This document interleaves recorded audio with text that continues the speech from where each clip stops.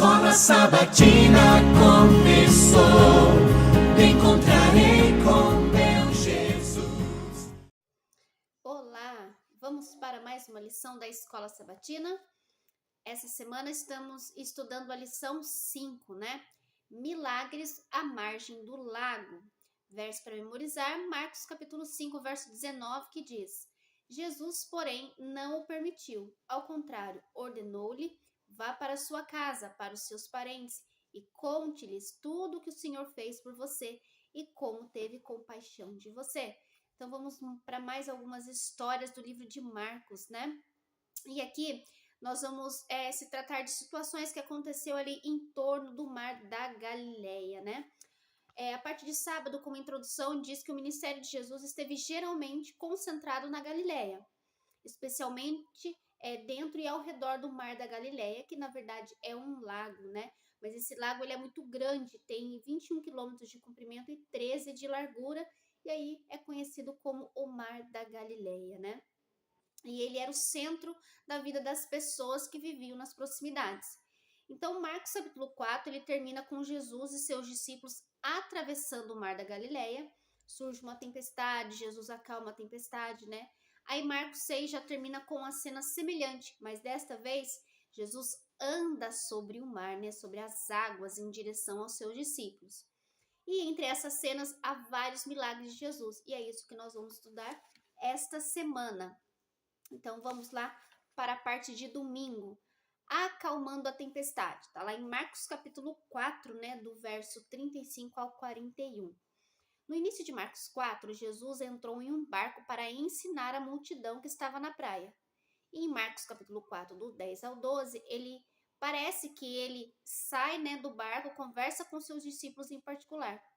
E agora, depois de um longo dia de ensino, os discípulos levam Jesus no barco assim como estava, né? Essa expressão sugere que Jesus estava muito cansado depois de ensinar ali a multidão. Então, Jesus imediatamente ele adormece, né? Ele dorme ali numa almofada no barco. E então começa uma grande tempestade, né?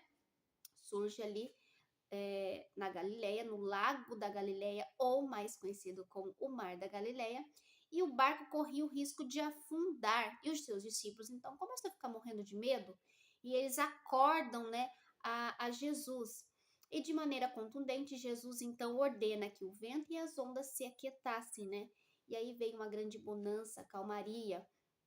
E os discípulos ficam o quê? Espantados, né, com essa demonstração de poder divino. E aí a lição diz que a história de Marcos, né, em 4, 31 a 45, ele se encaixa num padrão bíblico comum chamado de teofania, que é a manifestação visível de Deus ou de um de seus anjos, né? E existem 5 características comuns nesses eventos, tá? Primeira delas, demonstração do poder divino, que aconteceu quando Jesus acalma a tempestade, né? O medo humano, os discípulos ficam com medo ali quando a tempestade começa a acontecer. E aí a ordem, não tema. E Jesus fala para eles, né? Por que vocês estão com medo, né? Chamam eles até de homens de pouca fé. E 4, as palavras da revelação para a qual Deus ou o anjo apareceu. E segundo, resposta humana à revelação. E aqui, como a gente viu, então apresenta 4 características esse milagre de Jesus ali no barco, né? Jesus acalma a tempestade, mostra seu poder. O medo do discípulo é o medo humano. A pergunta, por que vocês estão com tanto medo, né? Ali o não temas. E a resposta dos discípulos, né? A pergunta, perdão, dos discípulos, quem é este? E é a resposta humana, né? Porque eles não compreenderam como que Jesus conseguiu acalmar até mesmo uma tempestade. Então, das 5 características de uma teofania, 4 nós encontramos aqui neste evento, né? Os discípulos, mesmo já tendo acompanhado algumas coisas, né, que Jesus já tinha feito, alguns milagres, eles ainda assim ficam espantados com Jesus tendo o poder para acalmar até mesmo, né, o vento, o mar. E na segunda, ouvindo um sussurro acima de um grito. E aí nós vamos para Marcos capítulo 5, do 1 ao 20, né?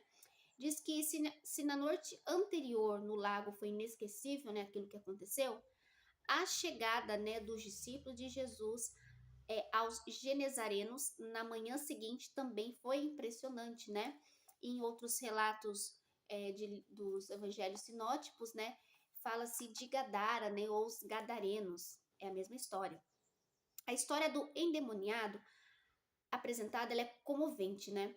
Você vê que ele rompe todas as restrições, né? Ele vivia nos túmulos e se feria com as pedras, né? E a Bíblia chega a dizer que ninguém podia prendê-lo. Mas então ele se encontrou com Jesus. E ele corre até Jesus. E quando ele chega na presença de Jesus, ele se prostra. E essa palavra, que no seu original se traduz por adorar. Aquele homem vivendo naquela situação terrível, né? Longe de todos. Quando ele vê Jesus, ele o adora, né? Naquele momento, ele consegue enxergar que aquela pessoa que estava parada na sua frente é aquele único que o poderia libertar e ajudar. Mas aí então, quando ele chega até Jesus, os demônios que estavam, né, na vida daquele homem começam então a falar, a gritar. Mas Jesus percebe ali o pedido de socorro que aquele jovem faz, né? E o interessante dessa história também é que os próprios demônios reconhecem Jesus, né? E temem, sabe, do poder de Jesus. Tanto que eles então começam a pedir, né, insistentemente, para que Jesus os autorizasse a entrar nos porcos, né, numa manada de porcos que tinha ali. E Jesus autorizou. Eram cerca de 2.000 porcos, né? E eles então caíram no precipício e se afogaram. Foi um desastre financeiro para as pessoas que viviam ali naquela cidade, né? Porque eles viviam da venda, né, ou da utilização ali daqueles porcos, o que já é algo contrário à palavra de Deus, né? E existem outros elementos nessa história relacionados também à impureza ou contaminação cerimonial que a gente encontra, né, na lei de Deus no Antigo Testamento. Túmulos e mortos, né? O sangramento, né, que teve ali com a morte dos porcos e os próprios porcos, né? Mas também, sobressaindo esses elementos de impureza, nós vimos uma batalha ali entre o bem e o mal, né? E aqui a lição traz algumas características interessantes. Diz que, por exemplo, Jesus, ele expulsa os demônios, vantagem de Jesus. Mas os demônios mataram os porcos, já é uma vantagem para Satanás. Os habitantes da cidade pediram que Jesus saísse, vantagem de Satanás. Mas Jesus enviou aquele homem, né, curado de volta para sua família, sendo uma testemunha. Grande vitória de Jesus. Aquele rapaz se tornou um missionário, né? E era improvável que isso aconteceria, né? Mas ele tinha uma história incrível a partir daquele milagre, daquela cura, para contar às pessoas. E eu achei interessante dessa história quando coloca ali certos pontos, a vantagem de Jesus ou a vantagem de Satanás, que é o que a gente vive na nossa vida, nesse mundo, né? Todas as vezes que a gente liga a televisão, a vantagem parece que está sempre do lado de Satanás, né? Mas quando nós temos um olhar atento e vendo pessoas sendo batizadas, curadas, libertas, transformadas, nós vimos aí as vantagens do lado de Jesus. E nós, conhecedores da palavra de Deus, sabemos que no final existe apenas um grande vencedor e a vitória está do lado de Jesus. Mesmo que às vezes parece que Satanás está obtendo algumas vitórias ali, mas a derrota final dele está decretada e a vitória de Jesus também, né?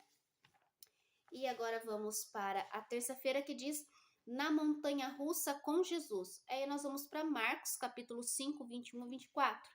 E aqui nós vamos estudar a história ali, né, de um líder religioso chamado Jairo, né, que a sua filha então estava enferma e ele vai até Jesus para pedir ajuda, né?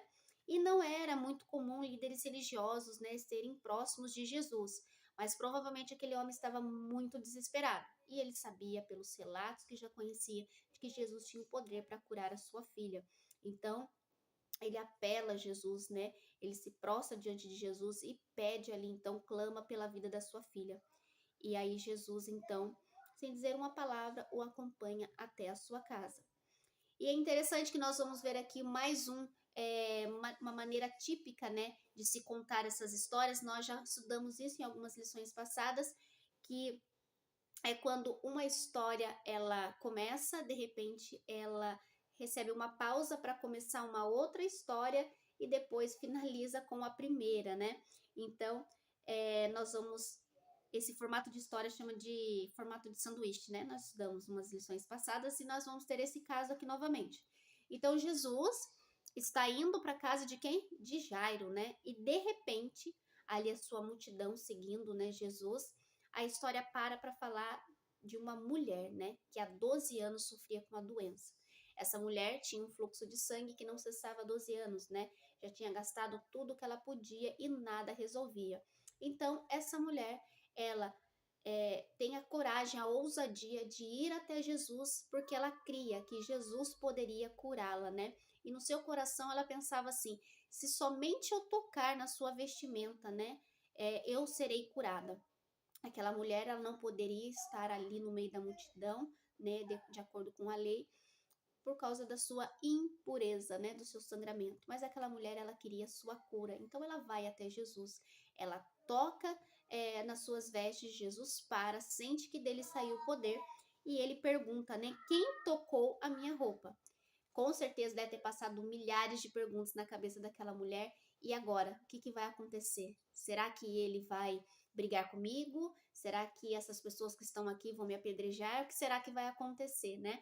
Ela com certeza temeu, mas Jesus, ele não só queria que ela tivesse a cura física, mas principalmente a espiritual, né? E aquela mulher, então, ela acaba dizendo para Jesus que foi ela que o tocou e a história acaba de uma maneira muito interessante, né? Jesus fala para ela e em paz que a fé dela a salvou.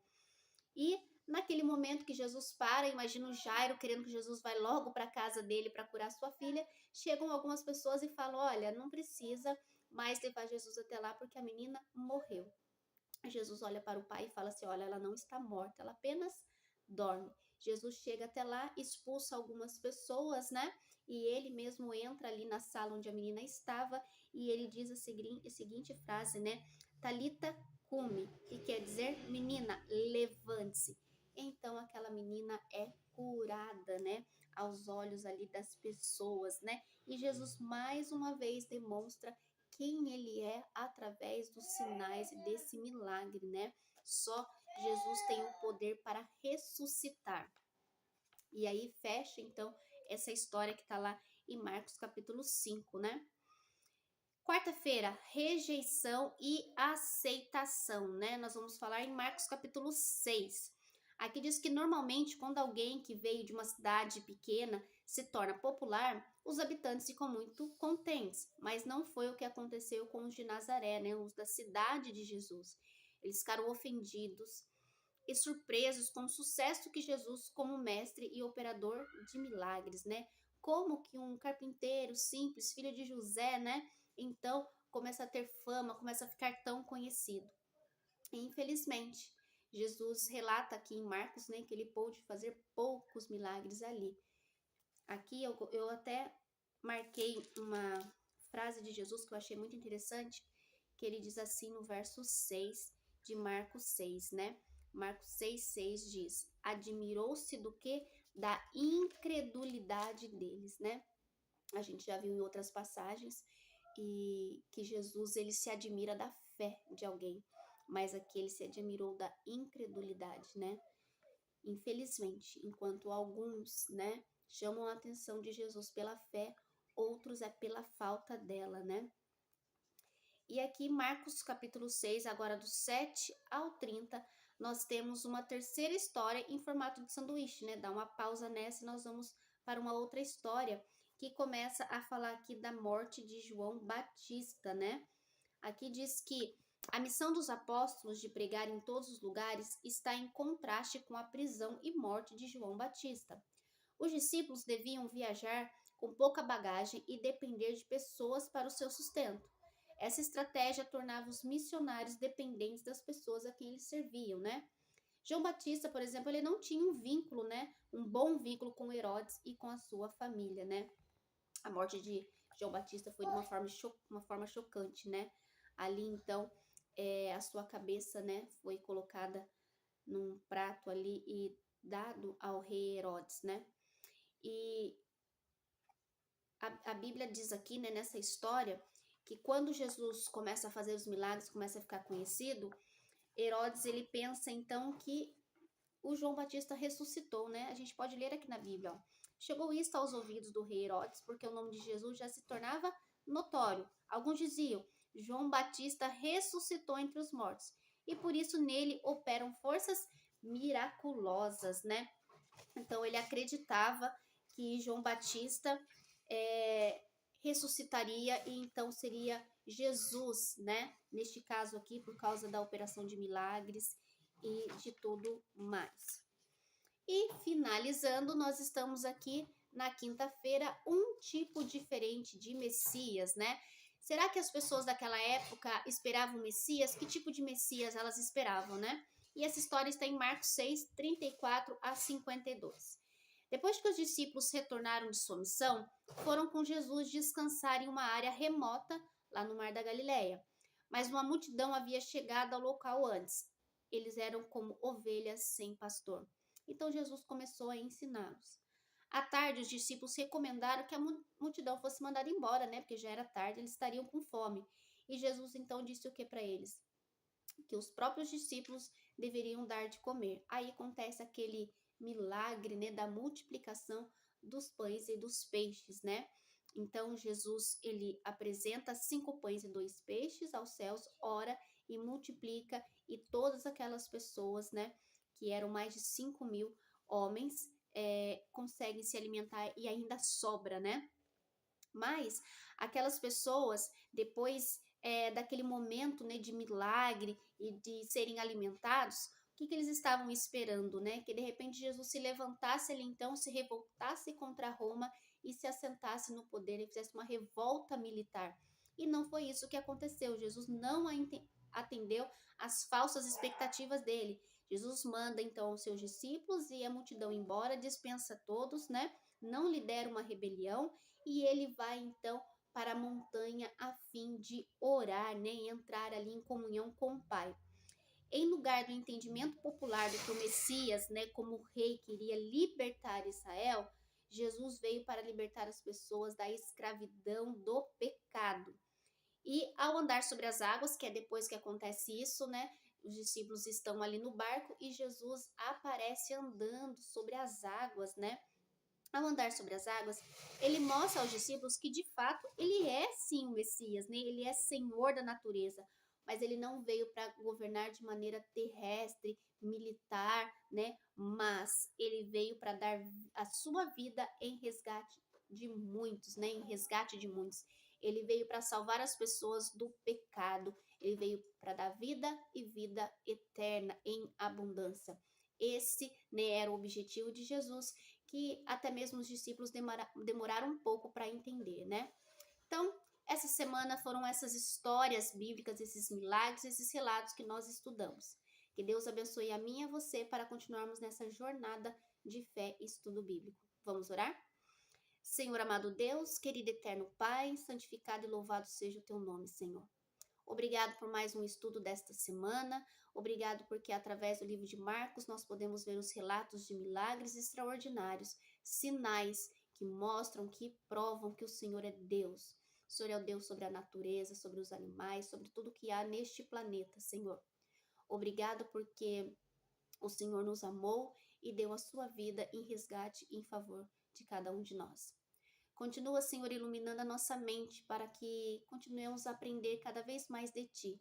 E não aprender apenas para nós mesmos, mas para dividir com todos aqueles que nós tivermos alcance, para que eles também venham conhecer das Tuas maravilhas. Te agradecemos por todas as bênçãos, em nome de Jesus. Amém e graças a Deus. Amém, meus queridos. Até o próximo estudo, em nome de Jesus.